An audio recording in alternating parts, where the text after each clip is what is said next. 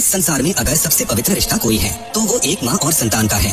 इसी रूप में अगर एक भक्त माँ दुर्गा के चरणों में बैठकर अपनी माँ के भाव से माता दुर्गा की साधना करता है तो माँ अपने पुत्र के रूप में उसकी हर एक संकट से रक्षा करती है। एक पुत्र की भांति उसका पालन करती है, उसे सही दिशा दिखाती है। माँ दुर्गा की महिमा तो अपरंपार है। माँ जैसा कोई नहीं। जो उनकी पूजा करते हैं, भक्ति करते हैं, वो उनके सिर्फ भक्त ही नहीं बल्कि उनकी संतान जैसे होते हैं। और जब माता अपनी संतान से प्रसन्न होती है तो उस पर उनकी अपार कृपा हो जाती है।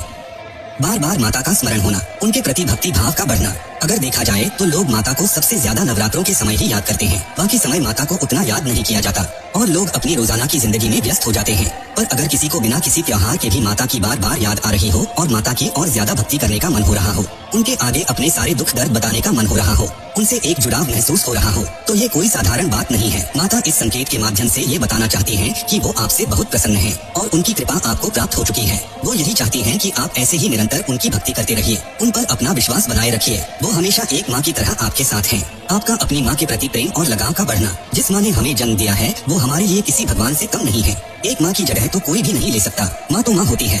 जिस माँ ने आपको जन्म दिया है, अगर उसके प्रति आपका प्रेम और स्नेह और ज्यादा बढ़ने लगे तो समझ लीजिए स्वयं माँ दुर्गा आपसे प्रसन्न है। सपने में किसी छोटी कन्या को देखना, जब माँ की कृपा आप पर होने लगती है तो माँ किसी न किसी माध्यम से आपको जरूर संकेत देती है और ये संकेत उन्हीं में से एक है।